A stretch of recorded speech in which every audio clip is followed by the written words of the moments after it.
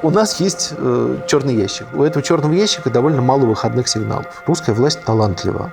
Она может развалиться в любой момент просто потому, что ей что-то показалось. Сколько раз менялись цели специальной военной операции, как мы ее понимаем? Да их, собственно, никогда и не было. Человек, который добровольно восстанавливает Мариуполь, он участвует в войне. И человек, который запускает производство ракет, тоже участвует в войне. План Путина заключается в том, что мы движемся. В смысле, что просто не стоим на месте? Да. Я не склонен вот к этому вот битью головой о стенку. Ах, мы устроили войну, теперь мы должны самоуничтожиться. Японцы самоуничтожились. Видишь картиночку? Видишь видеоряд? Они все хотят большого, они все хотят грандиозного. Один из важных кризисов нынешнего времени – кризис неопределенности. Никто теперь не планирует ничего ни на год вперед, ни даже на несколько месяцев.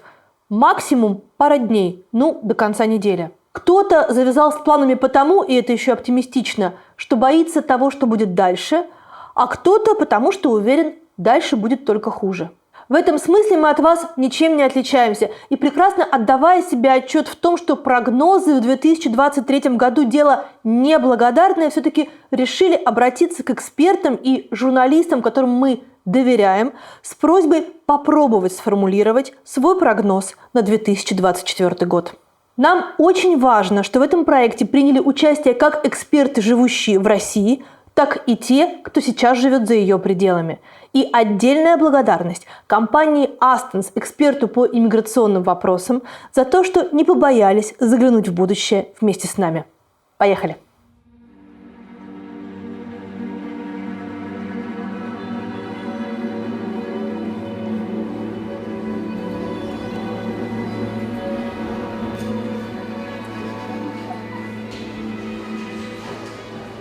Ты кто по национальности? Русский. А что это значит? А это значит, будет говорить самому умному, да, что вот я здесь рядом Кремль, и я его люблю. Насколько вообще сейчас существует в России и политическая журналистика, и какая-то возможность политического прогноза? Давайте разделим на две части. Любое занятие журналистикой, в том числе спортивная журналистика, культурная журналистика и так далее, с моей точки зрения, является политической деятельностью. Поэтому до тех пор, пока здесь будут заниматься какие-то журналисты, политическая журналистика будет существовать. Она будет существовать провластной, антивластной, с нюансами, без нюансов. Это все никуда не денется. Другое дело, что это плохо вписывается в понятие политической журналистики как открытой политической борьбы за власть, или содействие борьбе за власть той или иной страны, с декларацией того, на кого мы работаем, на какие силы, на какую идеологию и так далее. Наверное, сейчас нет. Есть аналитика, а возможность анализировать и прогнозировать, минимум, что для этого нужно, это стул, потому что стоя прогнозировать неудобно. А вот сидя в кресле можно. А источники? Источники всегда неполноценны. Можем ли мы сказать, что у нас вот в настоящий момент есть достаточное количество источников для полного прогноза? Ветхозаветный пророк, наверное, мог так сказать. Да? У него был компетентный источник для того, чтобы говорить, что будет. Все остальное – это искусство оперирования неполной информацией и искаженной информацией. Неполной информации, искаженной информации достаточно. Достаточно ли сейчас информации для того, чтобы делать точный прогноз? Есть там особенность момента. Да? Особенность момента заключается в том, что, во-первых, у нас сейчас власть максимально скрыла информацию о внутреннем механизме принятия решений. Грубо говоря, как принимаются решения, мы не знаем уже даже в грубых деталях, лет 10, наверное, не знаю. Даже скорее говорить ближе к 15. Если говорить про 15 лет мы еще что-то назад, мы что-то еще понимали, как принималось такое решение расписанное. То есть сейчас очень сложно выяснить определить даже автора политического решения. Это практически всегда невозможно. Это либо мифологизировано, либо безответственно. Мы не можем подтвердить, что вот это идея Василия Ивановича, а это Петра Петровича. И она шла вот так, на таком-то совещании она вот так-то обсуждалась, а потом Владимир Владимирович сказал «да». Вот этой цепочки достоверной, так, чтобы был консенсус, у нас нет уже лет 10. В силу этого, да, там все наши прогнозы неточные. Это одна сторона медали. Вторая сторона заключается в том, что мы живем в очень инновационном, в некотором смысле, политическом режиме, который выглядит как страшно замшелый, архаичный, неинтеллектуальный и так далее. Да? В том, как это на самом деле устроено, я пока убедительных работ там не видел. И убедительных интерпретаций. Это всегда некоторый вопрос, какой модели мы доверяем. Если мы доверяем модели, которых устройство власти одной, то мы можем считать прогнозы достоверными. Но иногда мы считаем, нет, это все устроено не так. И тогда все эти прогнозы, они вообще ничего не стоят. У нас есть черный ящик. У этого черного ящика довольно мало выходных сигналов. При этом мы знаем, что черный ящик устроен внутри довольно сложно. А черный ящик – это что? Это сам Путин? Это коллективный Путин. Мы понимаем, что сам Путин это все не утянет. Да, мы понимаем, что есть некоторый коллективный Путин, то есть механизм взаимодействия некоторой узкой группы людей, которые принимают решения. Мы даже не знаем точно, если так оценивать, мы можем говорить про те же самые 80 человек, условно говоря, которые принимают значимые решения. 80? Да? Почему 80? Да. От балды. От балды. Потому что не 400. То есть меньше 100? Да, но и не 10. Да, вот условно в ящике, по моим оценкам, та модель, которая у меня в голове, она устроена вот таким образом, что там есть сложным образом взаимодействующие разными путями 80 человек, среди которых есть Путин. Есть значительная часть людей, про которых я просто ничего не знаю. Даже ФИО, даже в каком месте работает, непонятно. Есть люди, про которых я понимаю, что они там есть. Я знаю, как их зовут, я знаю, что они должны делать, но что они на самом деле делают, я не знаю. Вот то, как я думаю про этот черный ящик, там позволяет что-то прогнозировать. А кто персонально, кто может входить к Путину в кабинет без полугодового ожидания? Никогда не задавался этим вопросом. Заходить в кабинет, это же это не только выигрышная ответственность. Это не является предметом моего интереса. Почему? Поскольку не знаю, как черный ящик устроен, то я не знаю. Это входной сигнал. Вот, допустим, не знаю, Сергей Владимирович пришел с какой-то бумагой на освещение в узком кругу с неизвестным составом, с Владимиром Владимировичем, который происходит где-то вот там. Не знаю устройство черного ящика из 80 человек, механики окружающей среды. Я не знаю, что из этого следует. Из этого чего угодно может следовать. Правда ли, что то, что произошло в 2022 году, планировалось в 2014 году, но какие-то люди переубедили Путина это делать? Я не знаю. Да нет, я думаю, что на самом деле все эти решения принимаются... Исходя из того, что я знаю про эту систему, там решения принимаются оппортунистически. Есть возможность, давайте ввяжемся, а потом попробуем, но никогда не конечное решение. Решение ни в какой момент не должно быть конечным. Вот это то, что я про этот черный ящик точно знаю. То есть сюда можно откатить назад? Да, всегда что можно откатить назад или откатить туда, чтобы всем казалось, что это откатится назад. Это очень важное свойство системы.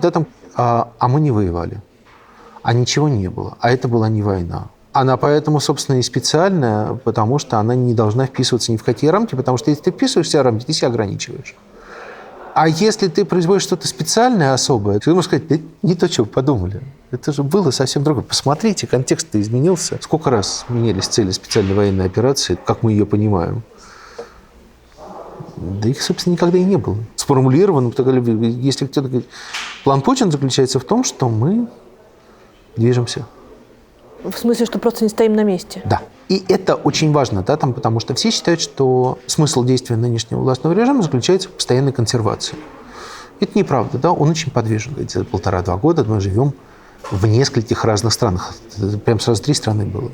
Разных, там была страна, которая должна была не обращать внимания на то, что у нас война.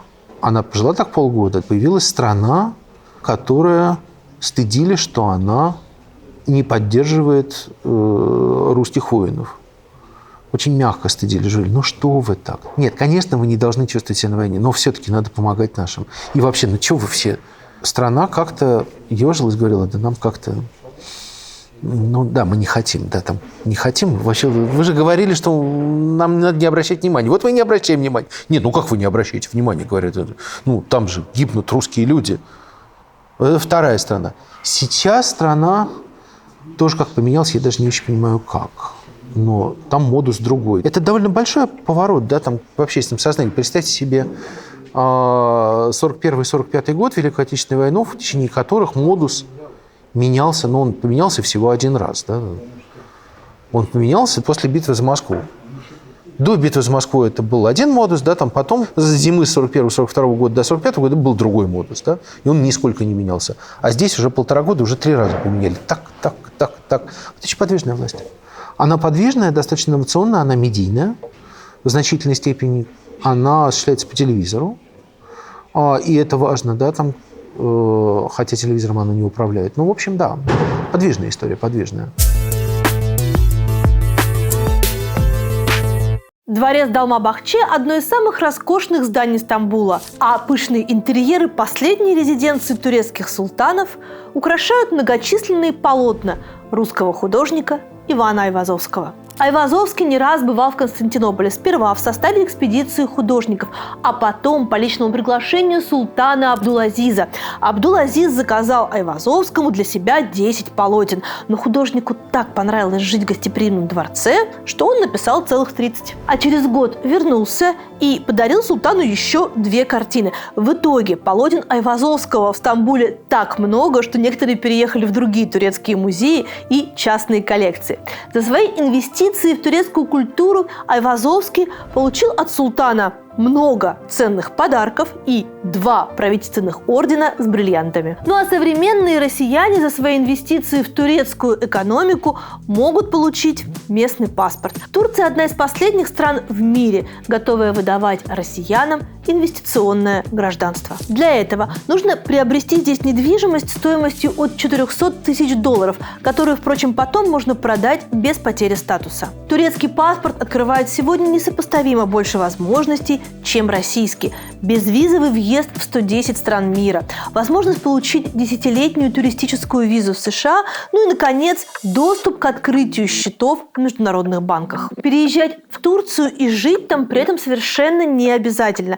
Использовать паспорт можно так, как вам удобно. Например, для свободных перемещений по миру и ведения бизнеса на глобальном уровне. Если вы планируете получить турецкий паспорт на текущих условиях, не стоит откладывать. Говорят, турецкие власти планируют повысить инвестиционный порог примерно в 2 раза. Эксперты сектора называют сумму в $700 тысяч, $800 тысяч и даже миллион.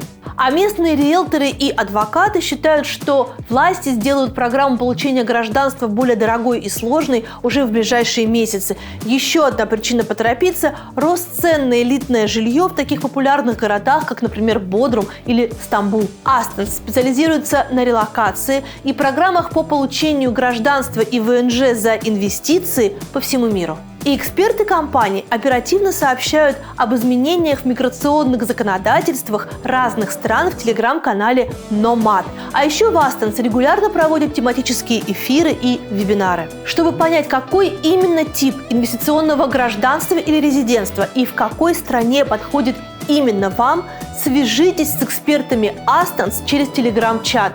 Ссылка доступна в описании или по QR-коду на экране.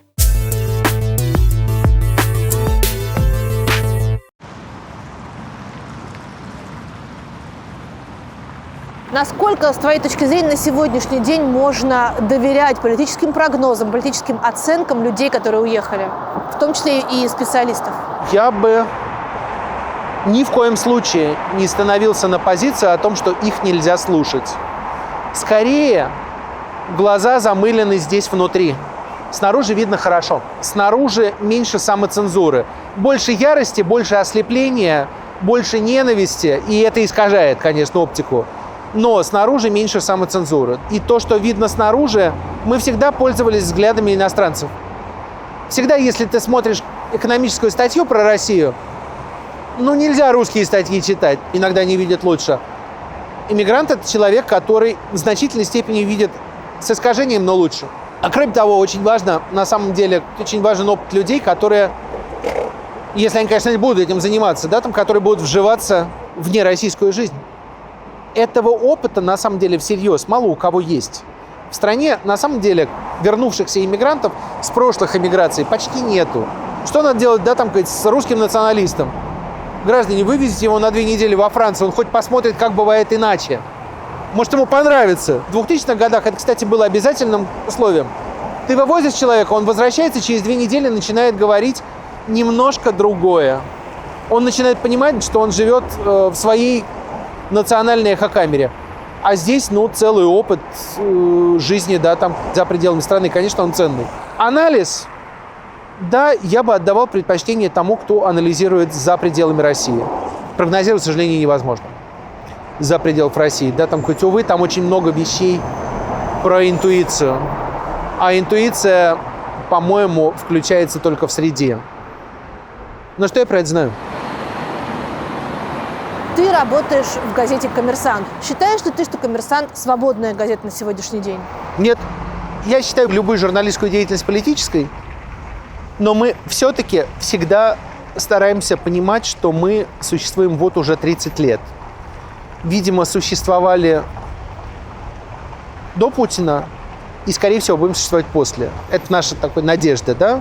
Длительность существования, она имеет значение. Почему? Другая немножко оптика. Мы понимаем, что за этим тоже что-то будет. Те компромиссы, на которые тебе приходится идти, лично тебе, мы сейчас не говорим про руководство «Коммерсанта» или других журналистов, те компромиссы, на которые тебе приходится идти, чтобы оставаться в «Коммерсанте», они допустимы для того, чтобы договариваться со своей совестью? Нет. А как ты Я живешь? себя плохо чувствую. А почему ты все равно остаешься? Ты что, помимо меня, да, там есть еще много всего на свете, да, там кое-что гораздо более важно. Те претензии, которые предъявил проект, получая редколлегию, тебе, что мы не хотим, чтобы в редколлегии, которая присуждает нам премию, был человек, сотрудничающий с властью, они насколько для тебя приемлемы? Там есть две составляющих, да, даже три. Первая составляющая, да, там значительная часть претензий, они, в общем, рациональны, разумны и так далее, да, там, поэтому я обиды на них на этом месте не имею. По содержанию все нормально, да, там, по тону, но я их не люблю, их тон. Не люблю их буйство, не люблю их радикализм. И это вторая составляющая. Если премии будут только люди, единомышленники, это плохо. Хотя потому, что там нужен хотя бы один человек, и я надеюсь, что в новом составе он нашелся, я не знаю, кто это, который будет все это дело одергивать и говорить: нет, ребят. Но разлом же не по идеологии, разлом по сотрудничеству с государством. У нас период карантина какой? Если 10 лет – уговорили. Если 5 лет – уговорили. Если 12 лет – уже не уговорили.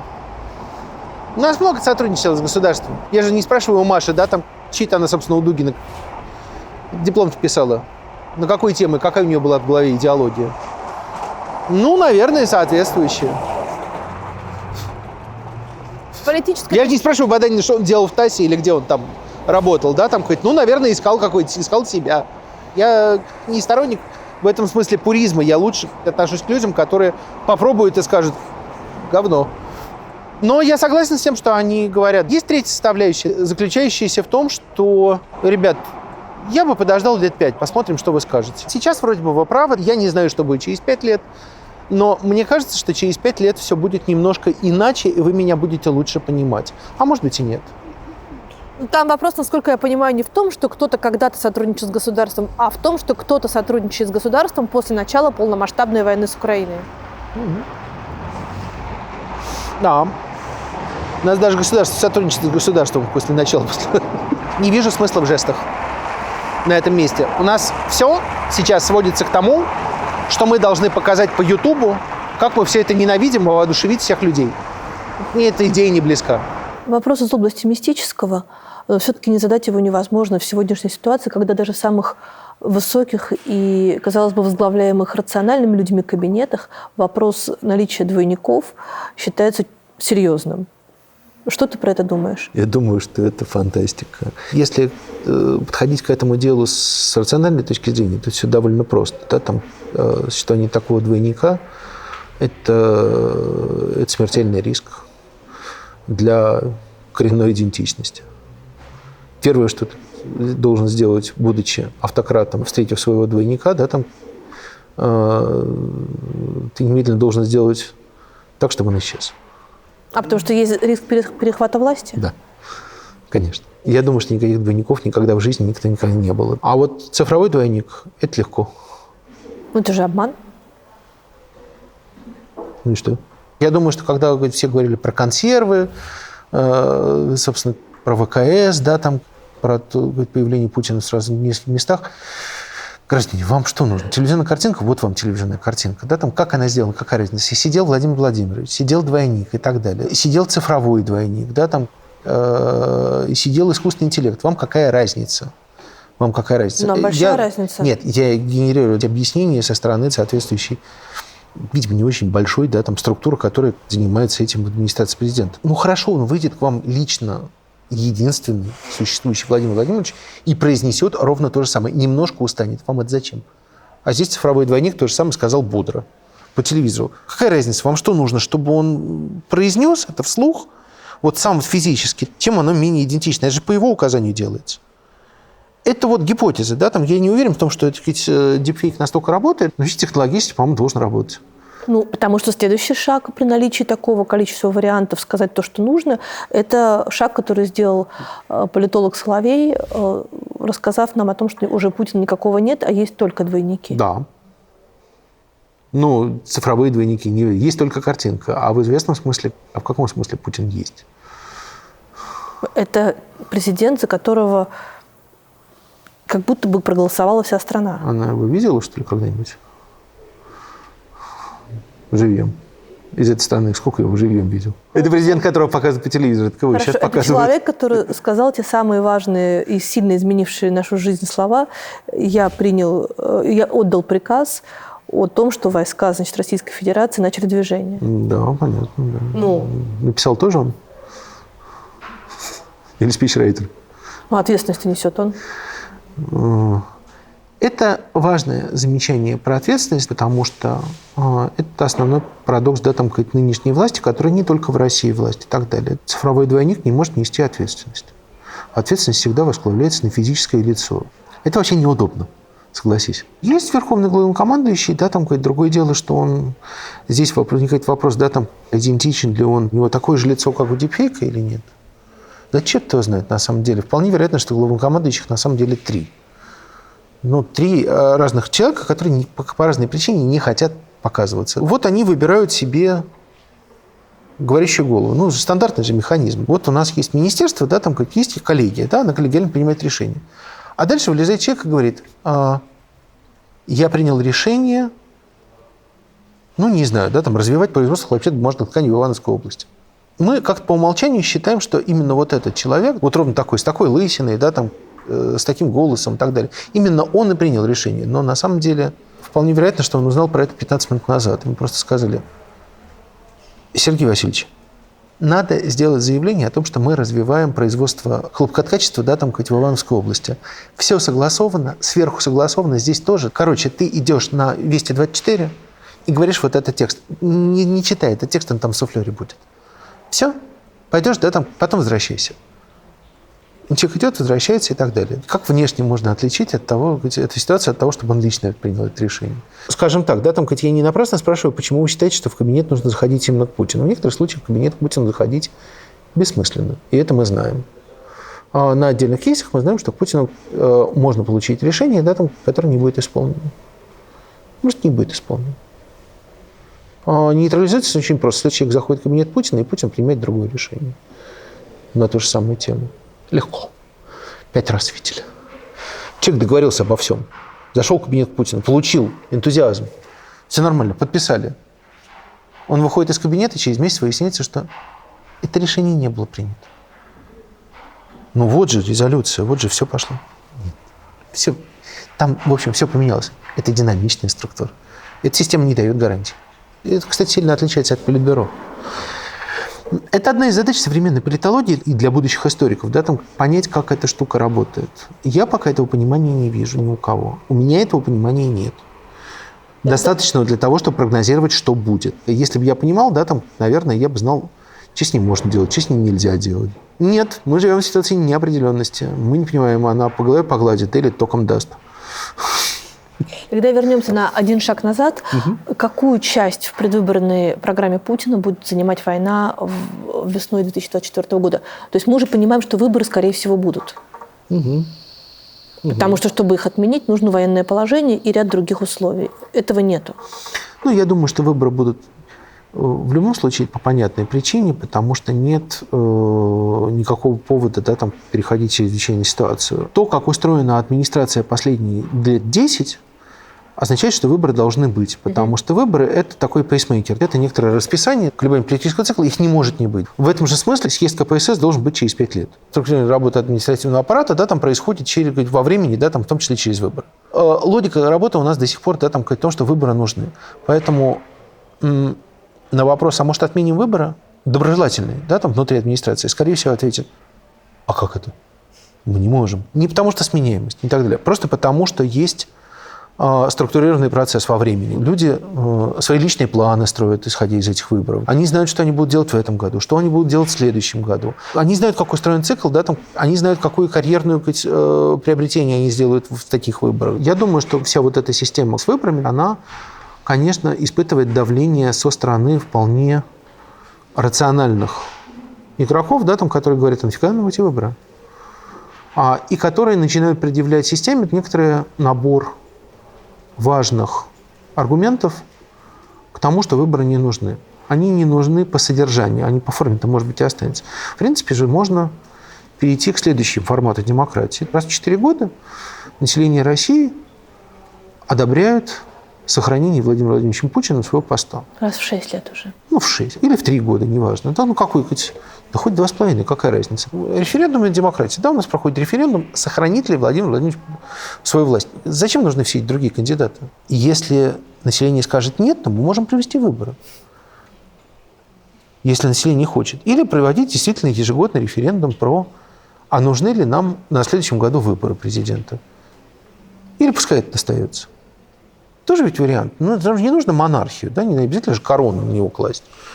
Просто возможно же инновационные варианты. Можно придумать систему аргументов и такие обстоятельства, при которых это сработает. То есть я уверен, что этой весной, 2024 года, это не будет работать, будут проведены обычные имитационные выборы, про которые все будут говорить, что их в общем не было, и они в общем и не нужны, и надо бы придумать что-то еще и так далее. И откроется окно под то, чтобы придумать какой-то инновационный вариант. Для того, чтобы эти выборы точно состоятся, на них победит Владимир Владимирович Путин в том смысле, в котором это выборы, это победа и это Путин. Вот.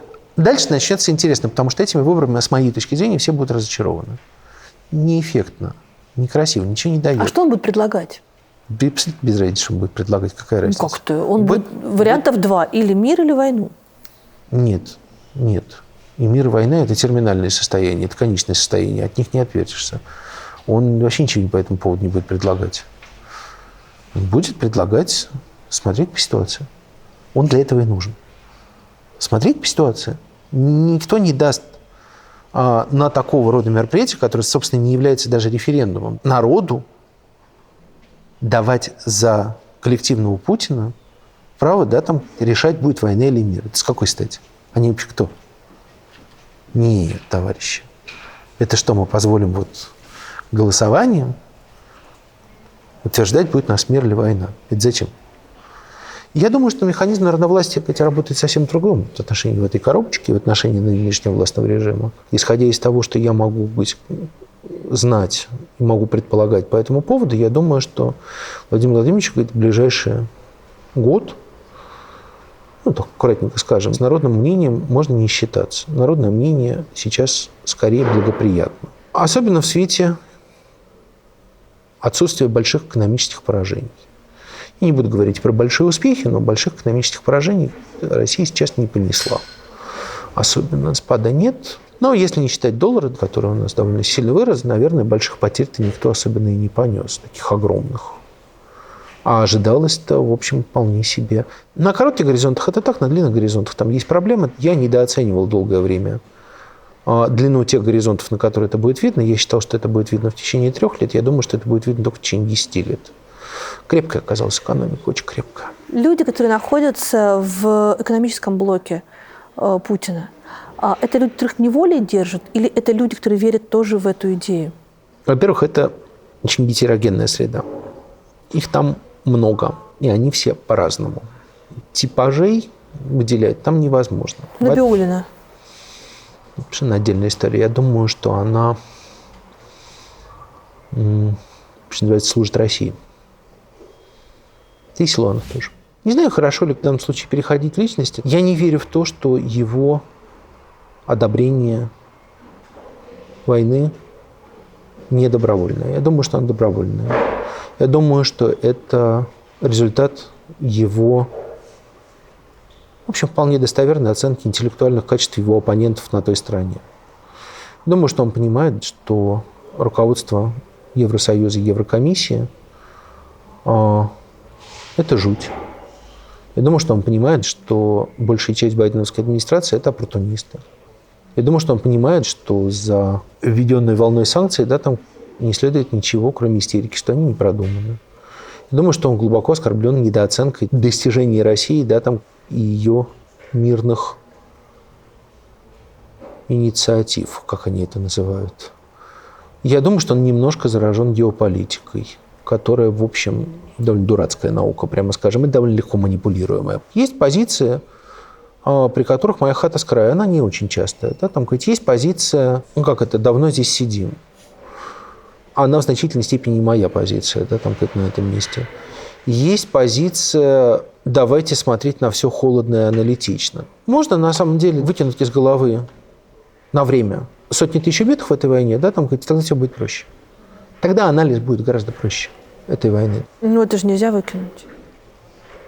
Можно провести в голове такую интеллектуальную операцию. Мало того, в некоторых видах анализа вам нужно посчитать, на что это влияет. Это значит, что выкинуть из себя и засунуть в качестве переменное уравнение. Это тяжелое упражнение. После чего ты начинаешь себя ненавидеть. Но вообще это единственный нормальный вид анализа. Аналитик не должен говорить, что пепел класса бьет мое сердце. В тот момент, когда у вас начинает пепел класса в сердце биться, вы перестаете способность что-то прогнозировать делать. У вас он просто исчезает. Я про нескольких персонажей сейчас спрошу. Мне кажется, что они важны в том, как будет развиваться политическая ситуация в России. Патрушев. Человек, который всегда был близок к Путину и, похоже, что не отдалился от него. В начале ноября он был в Томске, в городе, с которого начиналась политическая карьера Путина. Путин там тоже выступал в 1999 году. Это возвышение Патрушева или все идет своим чередом? В значительной степени нынешняя власть, у нее есть во внутренней мифологии некоторая преемственность от Политбюро, и это вполне естественно. Так же, как у большевиков была некоторая преемственность от царского правительства, они никуда от этого не денутся. Все-таки все сразу переделать невозможно. У нас достаточно в администрации хотя бы чисто географические представления о том, насколько они преемственны от Политбюро ЦК КПСС. И мне все время подмывает считать, что Николай Платонович – это новый Михаил Андреевич Суслов, который сложный, который сумасшедший, который догматист и так далее. Я боюсь, что мне эту картинку всячески навязывают. Так же, как такую же картинку навязывают про Нарышкина, про которого я, в общем, понимаю, что он не человек Политбюро, это совсем другой типаж. Мало того, Политбюро никакого нет. Это не Политбюро, оно устроено по-другому. Так вот, я про Патрушева не понимаю на самом деле. То есть он не возглавляет партию войны? Для того, чтобы знать, возглавляет ли он партию войны, нужно знать, как устроена эта партия внутри этого ящика. А что такое партия войны в терминах и какое конкретное место может там занимать Патрушев, я не знаю. Вот про Патрушева мне постоянно возникает идея о том, что это человек, который создан для того, чтобы пугать интеллигенцию. Вот когда надо, выпуская Николая Платоновича, мы его специально для этого здесь держим. Чтобы он этих наемники мирового империализма. У меня там есть некоторое представление о том, что, наверное, если вряд ли Николай Платонович может нести то, что он несет не искренне, это, по-моему, чисто человеческому существу невозможно. Это можно только искренне. А если это так, то представьте себе Сергея Владимировича Кириенко, который это все слушает без хохота. Это невозможно. Это абсолютно неконгруентно, да? Именно поэтому я думаю, что возможно, что его функция – это актер, играющий Михаила Андреевича Суслова, которого это спектакль. Но зная, как это устроено чуть-чуть, я понимаю, что таких людей там с одной ролью. Там нет. Он что-то еще делает. А что он еще делает, это я не знаю. Тогда следующий вопрос. Никто не мог предположить, что Дмитрий Анатольевич Медведев внезапно приобретет вот такую лексику, вот такую риторику и вот такую роль? С лексикой и риторикой действительно необычно. Я тоже не мог предположить. То, что Дмитрий Анатольевич Медведев будет говорить ровно то, что он сейчас говорит, я знал более-менее всегда. И даже, в общем, если вы посмотрите, у нас же был это Ассанж, кажется, Каблгейт, да, там мы об этом говорили еще лет 10 назад, наверное. Дмитрий Анатольевич всегда был, скажем так, прогрессистом, вполне такой националистической, яркой националистической, инновационной, ультрашовинистической России. То есть содержание его выступлений, да, там для меня не является ничем удивительным. Он всегда был такой, он всегда этим был интересен, он всегда этим был опасен. Я его всегда воспринимал именно так, что это человек интересный, опасный, и он ровно такой, какой есть. Но я никогда не предполагал, что он может перейти на такой язык. Естественно, как и все, поначалу я думал, что это просто естественная защитная реакция. У нас война, поэтому человек, который орет, да, там, хоть ура, да, там, хоть это чаще всего человек, которому страшнее всего. Ну, это естественно, да, если вас тащат в атаку, от страха ты начинаешь ура! А что еще делать? Да, там все равно идти в атаку. Я расстался с этим точкой зрения, да, там, иначе бы это так долго не продолжалось. Нет. Я думаю, что, как и многие в этой власти, да, там Дмитрий Анатольевич осваивает в той мере, в которой это возможно, да, там осваивает то, как он понимает современные медийные технологии в привязке к политике. Думаю, что он считает, что продолжается процесс демократизации политики, и он избирает в качестве формы наиболее демократичную форму общения со своей частью электората. Это демократичная форма? Демократия включает в себя либералов, фашистов, да, там, ну, у нас в электорате есть все. Его интересует свой спектр, да, там, вот этот спектр, он состоит из людей умных и глупых. Для умных людей он говорил, когда он был президентом. А для не очень умных, для менее интеллектуальных, но с той же самой направленностью, он сейчас говорит на языке, на котором это обсуждается в московских пивных. Но в московских пивных ровно так и говорят. А здесь свой Дмитрий Анатольевич. Это честный способ завоевания своего электората? Я считаю, что честный. Ле-Пен делает то же самое во Франции. Там во Франции просто пивные другие. Мишустин. Не буду говорить. Почему? Во-первых, потому что я не видел его 2 года. Ну, не говорил. Во-вторых, потому что я надеюсь все-таки выяснить, что он делает. Это чрезвычайно интересно. Это не состоявшийся у меня кусок пазла. Я наблюдаю, но я не очень понимаю, на самом деле, что он делает. Если я правильно понимаю, он еще более медийный человек, чем все они, понимает, насколько неуместна сейчас его медийность в том объеме, в котором он может ее развести. Я думаю, что он по-прежнему видит у себя будущее. То есть он хочет быть президентом? Не факт. Есть люди, которые хотят видеть его президентом? Наверное, не знаю. Я думаю, что вопрос о том, может ли он стать президентом при живом Путине и при Путине, который хочет быть президентом, да, там не обсуждается. Я думаю, что он хочет, в том числе медийной власти, он хочет реализовать то, что он считает идеалом власти. А будет ли он это реализовывать в виде президента, премьера, да, там, или в виде неизвестного никому человека, да, там, ему не очень важно. И если так честно говорить, да, там, что я по этому поводу думаю, я думаю, что Михаил Владимирович – это такой Карабас-Барабас потенциально. Он умеет управлять шоу. Он любит управлять шоу. Он уже понял, что современная политика не только в России, но и во всем мире – это шоу. Он умеет их устраивать. Он умеет ими двигать. У него, очевидно, в голове есть представление о том, зачем такое шоу можно проводить. Это представление идеалистическое. Думаю, что он считает, что это способ социально-общественного развития, что он так может, что это способ делать политику сейчас и способ продвижения страны вперед. Поэтому я довольно патриотичен, на самом деле, и разумно патриотичен. Через это всего выйдет, да бог его знает. Не знаю. Шойгу. Загадочная фигура для меня. С одной стороны, политик с самым длинным стажем из ныне существующих. Да, там все остальные, в том числе Путин, по сравнению с его опытом политики, это дети. С другой стороны, по-моему, просто ничего не надо. Вот у меня есть такое ощущение, что ему просто ничего особенного не нужно. То есть у него нет президентских амбиций? Он бы 20 раз мог реализовать в любой момент. В чем проблема? Он популярнее Путина был довольно долгое время. Ну, может быть, в людях, которые стоят за ним и за Путиным? Я думаю, что за ним не стоит никаких людей на самом деле. Ну, человек, правда, да, там при желании мог стать... Понимаете, мы все исходим из какой-то презумпции, да, там, что кому-то хочется стать президентом. Почему мы считаем, что нас будет ожидать, да, там, президентская республика? С какой стати? Нет, по существу, не по форме, она, конечно, будет президентская, да, там, ну и что? Но уже в 1999 году формат выборов с теми людьми, которые это делают, предполагал, что у нас будет демократическая президентская республика по форме, да, там, и политбюро по содержанию.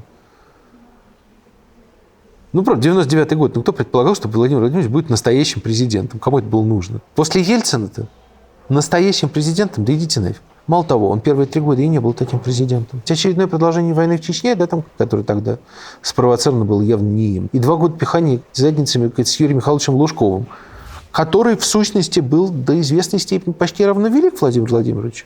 Потом выяснилось, что не так, да. Собственно, Путин начался, сделал ЮКС. Он действительно показал. А так дальше у нас была другая республика. В каком-то смысле парламентская, в каком-то смысле полупрезидентская и так далее. С чего мы взяли, да, там, что фактическая президентская республика – это будущее государственное устройство России. А для того, чтобы твердо, уверенно отвечать на этот вопрос, нужно знать устройство этого ящика. Мы не понимаем, как устроена власть. Да, там. Я не удивлюсь, если эта власть выйдет и скажет: слушайте, ребята, у нас теперь парламентская республика. Мы по-другому выборы в Госдуму проведем. И будет у нас парламентская республика официально. А, возможно, вариант политбюро. Ведь я неоднократно возвращаюсь к политбюро. Это важно, да, там, потому что часть власти совершенно отчетливо говорит: ребят, да, там, у нас историческая традиция за 70 лет. Это устройство, это идиократия, да, там, во главе с правящей политической партией. Давайте уж мы вернемся к нормальной, к истокам. Ну, будет Генсовет, ну, политбюро, да, там, ЦК «Единой России», который будет все это определять. Будет Генсеку «Единой России», нужный, которого изберем. Да, там будет политбюро 8 человек. 12 человек, которые будут собираться по четвергам на заседании политбюро. Будут протоколы, тайные, естественно, потому что они все не публикуются. Будут партийные собрания, будут партийные ячейки. Можно же такое восстановить? Ну, не совсем такое, но по смыслу такое, так, чтобы не отличалось. Может быть и так. А можно медиакратию сделать какую-нибудь интересную, когда у нас, представьте себе, республика, в которой все управляется 4 популярными блогерами, один из которых Дмитрий Анатольевич Медведев. Собянин. А что Сергей Семенович? Собянин, насколько я понимаю, счастлив тем, что ему досталась Москва. Москва – это же Гонконг. Ну, другая реальность, просто другое социально-экономическое устройство. Гораздо менее советское. Я так думал 3 года назад.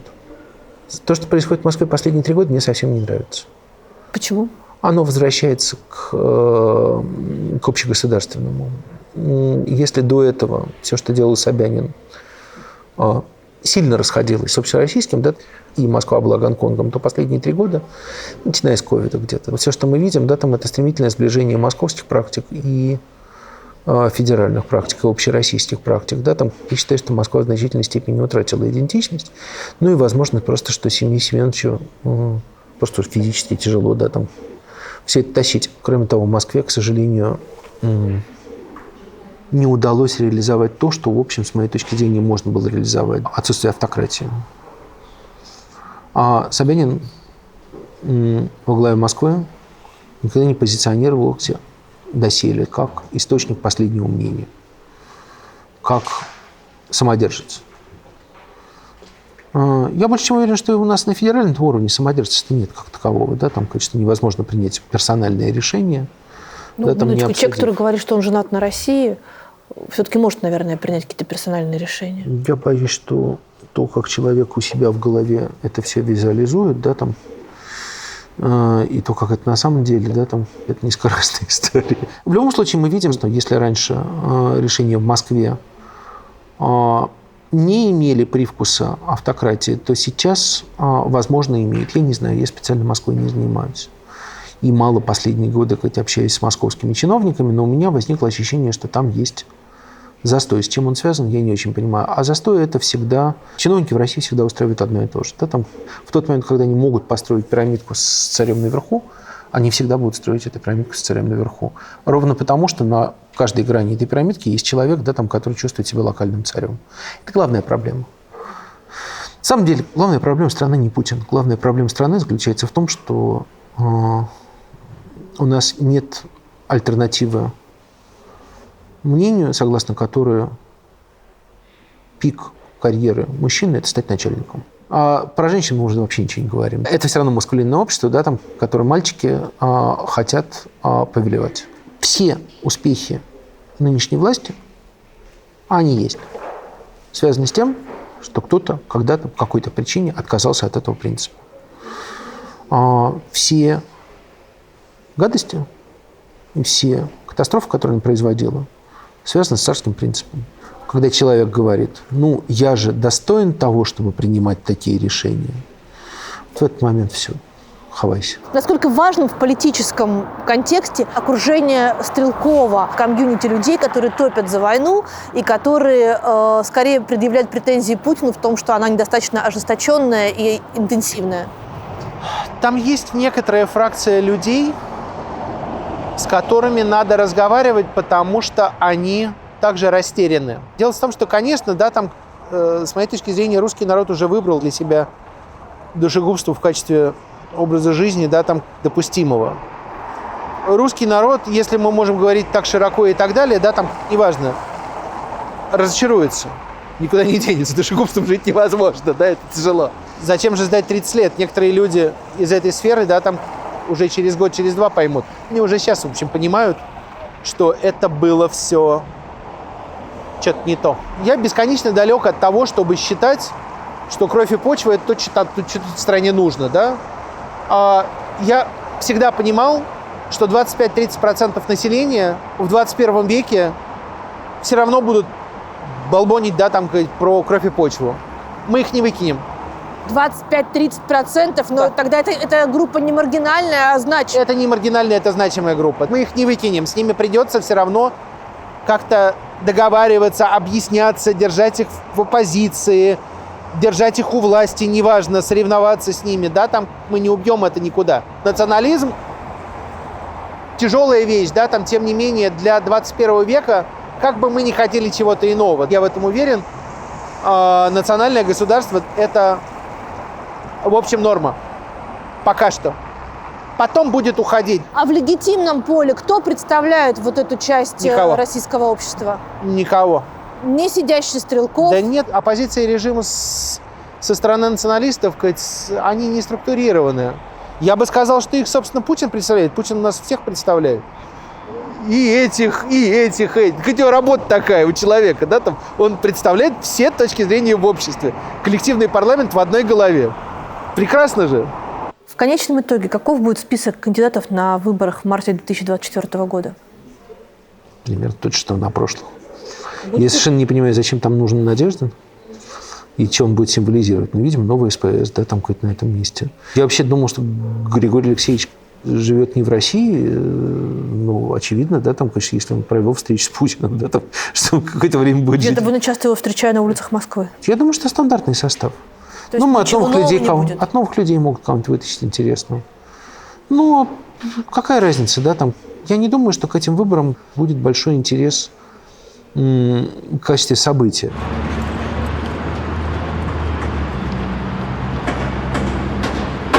Я хожу из архива, из Органи, вот сюда, на Тверскую, пешком. Знаешь, какой кайф проходить через Красную площадь транзитом. Все туда на Красную площадь приходят за каким-нибудь делом, а я через нее прохожу, как через городскую площадь обычно. Это такое, да. Я же из Подмосковья, и для меня всегда Москва была центром цивилизации. И близким. Это очень важно. Одно дело сидеть в Тагиле, где Москва – это какая-то абстракция непонятная. Ну, где-то там есть, но можно раз в жизни приехать, можно 5 раз в жизни приехать, можно раз в месяц ездить. А здесь сел на автобус через час в Москве. Электричка Подмосковья – это же совершенно удивительная вещь. Она на самом деле соединяла Москву с Подмосковьем, которая тогда была миром бывших людей. В Москве им жить было нельзя, и они все сидели на дачах в Балашихе. Абсолютно. А главы семейств, молодые, ездили на работу в Москву, потому что в Москве работа было выгодно, а здесь работы не было. И вот сидит какой-нибудь, примерно моего возраста, купец первой гильдии, а его молодой сын ездит на завод «Серп и молот» из Балашихи на этой электричке и привозит, а тот говорит, что там в Москве-то? Вообще Подмосковье, оно же устроено таким образом, что туда всегда сливалось знаете, больше, чем нам не гоже. Чего в Москве конкуренцию проиграл, то Подмосковье езжает. И там же остается. И в этом смысле таких гопников, как в Подмосковье, нигде нет. Страшное дело. Это самый злобный, да, там район в стране. В этом причина того, что в момент, когда все твои коллеги, ну хорошо, не все, но большинство, принимали для себя сложнейшее решение уехать или остаться, ты даже не задумывался об этом? Несомненно, я об этом не задумывался, потому что я совершенно четко знаю, что я уеду. Просто я совершенно не вижу необходимости, не вижу возможности уехать немедленно. Почему ты уедешь? Потому что я не очень-то вижу себя ни в каком, ни в радужном, ни в нерадужном варианте прекрасной России будущего с чьей-либо точки зрения. А она, боюсь, что трансформируется во что-то, чтобы мне нравилось лет через 20-30. Крови хлебнули. Это очень важный момент. Реакция общества на войну меня полностью убедила в том, что по этому пути хотят идти.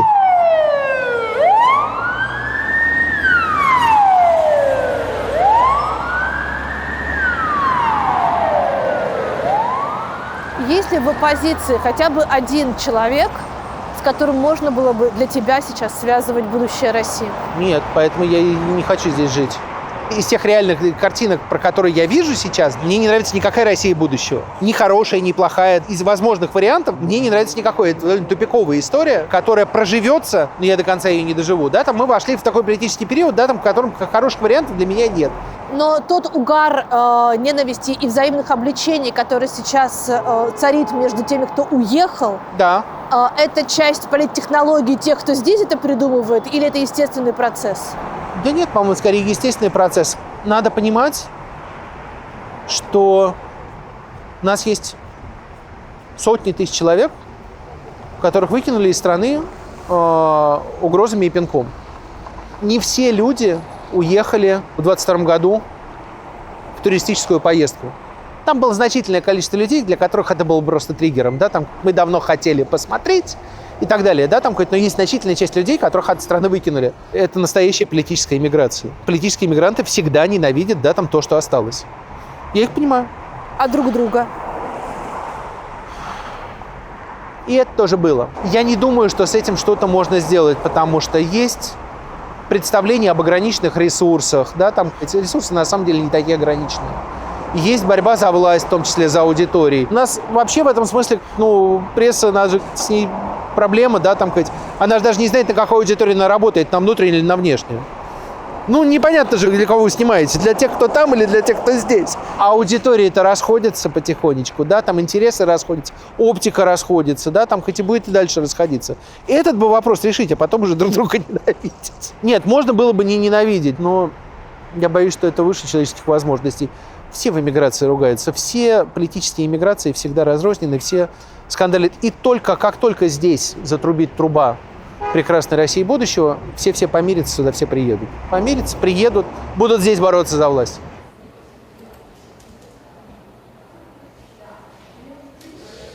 Насколько действительно важную часть в политической повестке занимают фронтовые дела? И насколько это будет важная часть предвыборной программы Путина в марте 2024 года? Больше, чем раньше, но несущественно. До сих пор, остается, насколько я могу судить, да, там в властной структуре есть значительная часть людей, которым позволяется абстрагироваться от военных дел. И эта часть больше. Дело в том, что на войну поставлено многое. При этом участвовать в войне в каком-либо смысле до сих пор не совсем настолько обязательно. Можно принести некоторую дань войне, можно участвовать в войне. Это твой выбор. А под войной мы подразумеваем гораздо более широкую вещь, нежели боевые действия. Например, восстановление Мариуполя – это тоже война. Угу. Поэтому человек, который добровольно восстанавливает Мариуполь, он участвует в войне. И человек, который запускает производство ракет в поте лица, тоже участвует в войне. Причем не всяким способом, а героически производит такой, героически участвует. Можно символически поучаствовать, а можно гореть. Это вообще очень важное понятие для нынешней власти. Это вовлеченность, это энтузиазм, это демонстрация подлинного желания работать на властную корпорацию и страну. Из-за границы людям кажется, что здесь все в едином порыве вовлечены. А на самом деле? Есть минимум, который ты должен отдать. Чаще всего этот минимум – это чего не делать. Для некоторых категорий госслужащих это минимум, чуть-чуть в этом поучаствую. Редко до кого, да, там. Но в целом война – дело добровольное. До сих пор. Я больше чем уверен, что значительная часть государственных служащих для значительной части война – это дело добровольное. Но это очень важное дело. Потому что война, предположительно, это то, где будут строиться карьеры в будущем. То есть это социальный лифт? Да, это лифт, безусловно. И это финансовый тоже лифт? Про деньги не знаю. Это хорошо напомнила. У нас нет скандалов, связанных с текущих скандалов, связанных с коррупцией на войне. Они должны быть.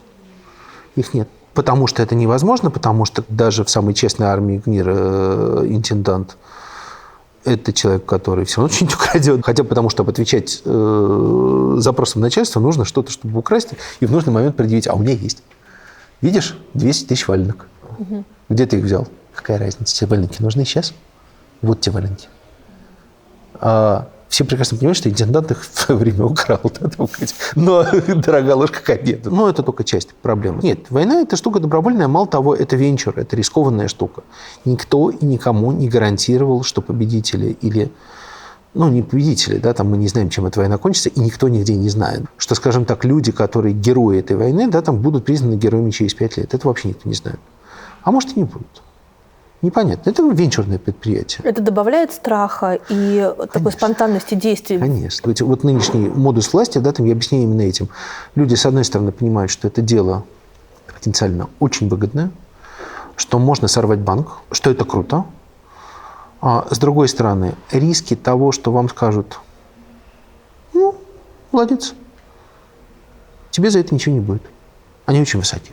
А риски того, что тебе скажут, не молодец, и придет другая власть, насколько они вообще вероятны?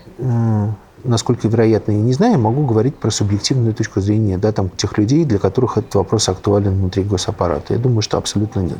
Невероятно. Вероятно. Я не вижу никаких следов того, что реально все боятся наступления прекрасной России будущего. Ее нет. Эти риски не видят. Да, там. Это не значит, что этих рисков не существует. Русская власть талантлива. Она может развалиться в любой момент просто потому, что ей что-то показалось. Она может демократизироваться ни почему. Она может устроить репрессии просто потому, что плохая погода. Она очень нестабильная на самом деле, поэтому во многом и Путин, да, там, собственно, нынешний госаппарат, если спрашивать, да, там, за что его любят. За то, что все прекрасно понимают природу русской власти, да, здесь 30 лет уже, 20 лет уже ничего не разваливается. Ничего себе. Он, наверное, что-то знает, он, наверное, что-то умеет. А вообще-то и знает, и умеет. Да. Когда мы говорим Путин, правда, мы в данном случае говорим про коллективного Путина, да, там мы говорим про структуру, которая себя совершенно отчетливо не самоосознает. То есть эти 80 человек не понимают, что они 80 человек, что они черный ящик, и что они властная элита. Это не политбюро. Это неформальная штука, даже не втайне неформальная штука. Там нет синклита мудрецов, которые говорят, так, Вась, запиши в протокол. Слушали, постановили. Нет этого такого. Да, и протоколов, соответственно, тоже я боюсь, что и протоколов нет. Меня, как человек, который занимается историей в архиве, страшно это беспокоит. И мы никогда не узнаем ни механизма принятия решений, ни того, кто в этом решении участвует. Мы будем иметь огромное количество мифологии через некоторое время по этому поводу. Да, там, но нет ход без добра. У нас же есть этот закон Яровой. Они же по телефону-то все это обсуждают.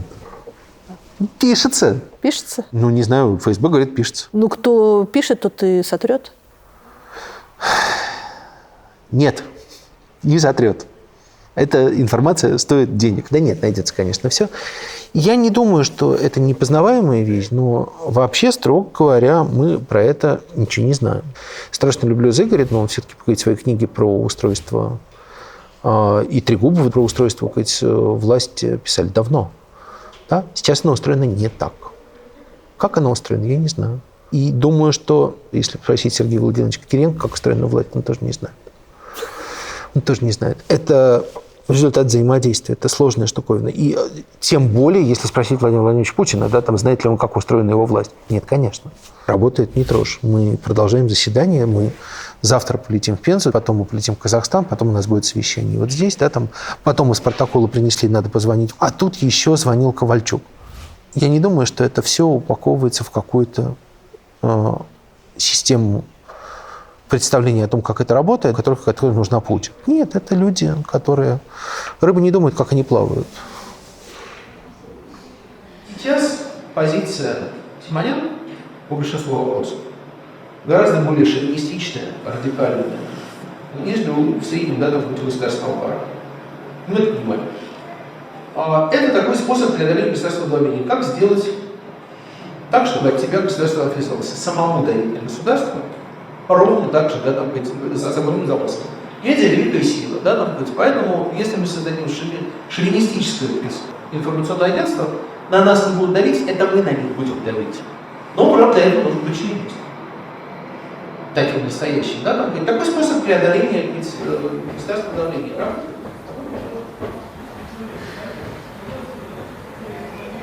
Рамзан Кадыров. Человек, у которого совершенно определенные отношения с властью и отдельные, которому возможно все, которому все дозволено, и который в последнее время не просто активизировался, а вызывающе активизировался. Рамзан Кадыров я могу сказать одно, что это надо вот просто пословно записывать.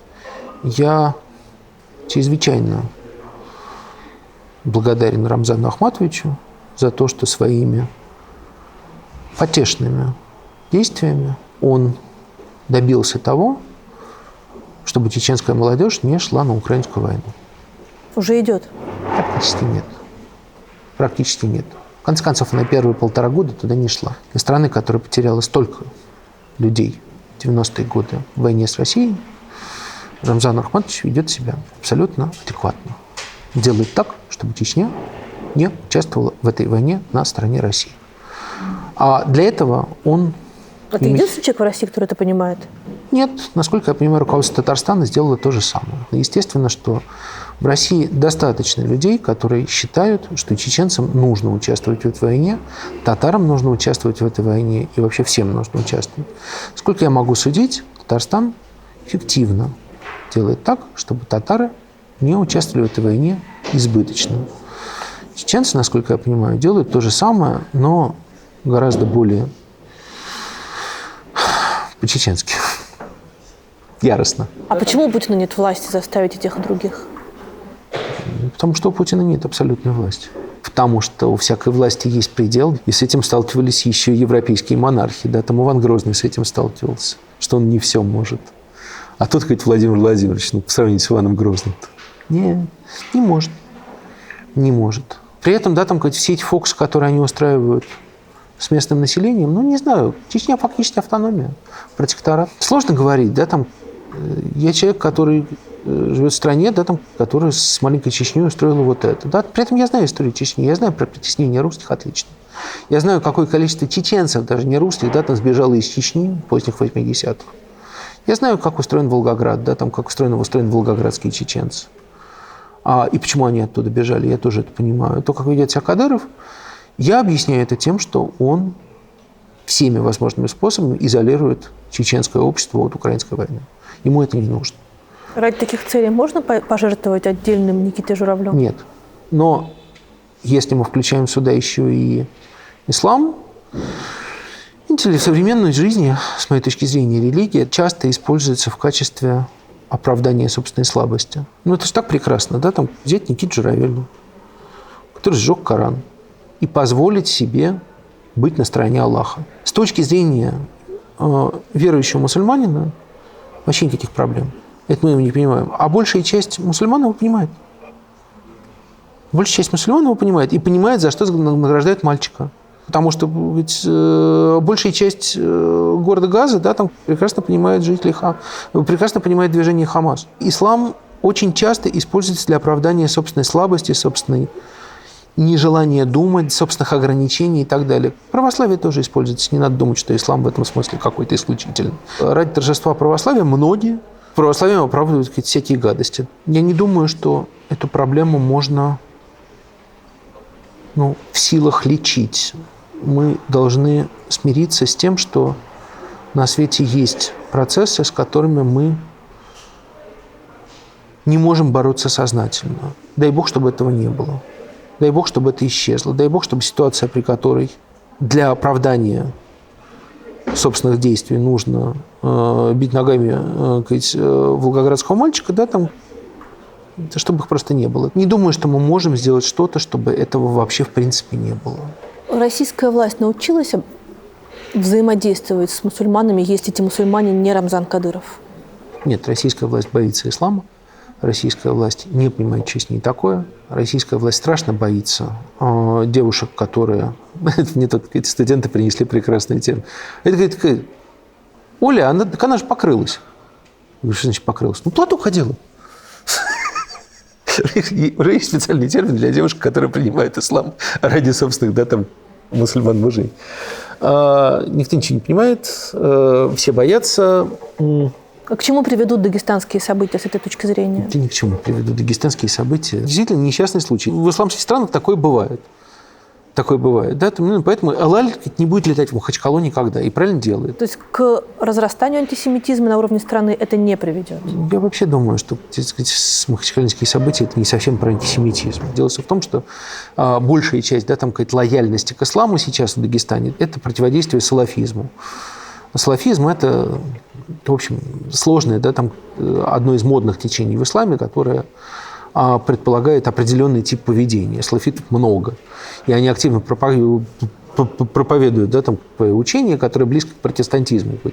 Это близко к протестантизму, к учению в исламе. По всей видимости, мы имеем дело просто с нештатным срабатыванием салафитской пропаганды, которая помножена была на то, что Дагестан все-таки бедная территория, с недостаточными ресурсами. На вопрос, хватит ли кормить Кавказ, вообще-то не хватит пока что. Еще чуть покормить надо. В Буйнакске воды у людей нет. Большой город. Если там холера начнется, кто отвечать будет? Жалко людей. Те же самые дети и так далее. Это совпало по времени, отключение воды и так далее. И я уж не говорю о том, что жители Дагестана уже как минимум 500 лет обсуждают одну и ту же вещь. Сейчас сюда придут другие народы и нарушится наш хрупкий мир. А тут какие-то евреи. Да неважно, а если бы это были не евреи, не знаю, французы, по-другому было бы. Они пошли бить французов. Просто пропаганда не работала бы. Антисемитская. Я не вижу, что в этом особенно антисемитского выпада. Да, это какое-то общее совпадение. Не думаю, что там это есть. Другое дело, что мы совершенно не понимаем, что думает о Хамас в Поволжье. Да мы, строго говоря, даже не знаем, что про Хамас думают в Кремле. Я думаю, что они боятся их, конечно, учитывая то, что они их там принимают. Они много кого принимают. Они и талибов принимают, и не то, чтобы мы предполагаем, что они любят их. Боже, какой красивый дом. Да. Но он поздний, эта церковь очень поздняя, 12-го, что ли, года, 1912-го, где-то такого времени. Как раз, когда все только могло бы случиться, но не случилось. Да, вот какой подъем был здесь с 9 по 14 год, это просто волосы дыбом. Такой же подъем здесь был с 9 по 14 год нынешнего века. Да, раз в 100 лет. Когда смотришь на все это дело, смотришь на реакцию, съели войну, не съели войну. Съели. А это значит, что даже если дальше воевать не будут, все равно будут идти по этому шовинистическому пути. Не будет совсем торжества черносотенства. Но люди очень цинично относятся к тому, что возможно, и они увидели, границам допустимого. Да, вот великая Россия, вот та великая Россия, которую они хотят, они ее будут пробовать строить. А это, пожалуйста, ребят, без меня, потому что эксцессов очень много потенциальных. Я уеду, и просто, понимаешь, делать из этого жест бессмысленно. Кроме того, у меня нет просто денег для того, чтобы немедленно уехать, и я не вижу... Куда ты поедешь, если тебе не нравится Европа, не нравится Америка? В Израиль. В Израиль, семья моя в Израиле сейчас. И мне там нравится, и мне там где-то не нравится, и я достаточно пластичен для того, чтобы не устраивать из этого для себя какое-то внутреннее шоу. Просто мгновенно уезжать для меня не было смысла, для меня эта война началась 20 лет назад. Я никогда не прогнозировал того, что она возможна именно как война. Вообще-то мы в этой картинке живем немножко дольше всех остальных, ну, потому что информационное общество началось с журналистов, да, там, и все в этом информационном обществе внутри, да, там, началось еще 20 лет назад. Я, в сущности, никогда не жил... обществе, в смысле, зачисток. И в смысле зачисток, и в смысле, ну, как мы все время шутили, да, там, вот люди берут телефон и листают его, да, там, новости, а мы этим 25 лет занимаемся. В режиме. Так мы этим за деньги занимаемся, они бесплатные. Ну, со всеми необходимыми эффектами внутри, да, там, ведь оно ровно так все и устроено было. Но до тех пор, пока я могу здесь что-то делать и не вижу для себя непосредственной опасности здесь что-то делать, да, там, ну, нет смысла уезжать. Хотя мне становится скучнее здесь, конечно. А опасность в чем должна заключаться? Посадят, могут. Мы же не знаем, как эта машинка работает, опять же, да? Почему она кого-то сажает, кого-то не сажает. Черт не знает. Да, там светишься, да, там получаешь по шее. Им, в общем, примерно без разницы. Здесь звоночек в чем будет? Не будет звоночков. То есть это будет твое внутреннее мне повезет, да. Мы же все, почему мы не езжаем? Нам всем повезет. Мы все усядем в последний вагон. Я люблю садиться в последний вагон, поэтому, ну, повезет.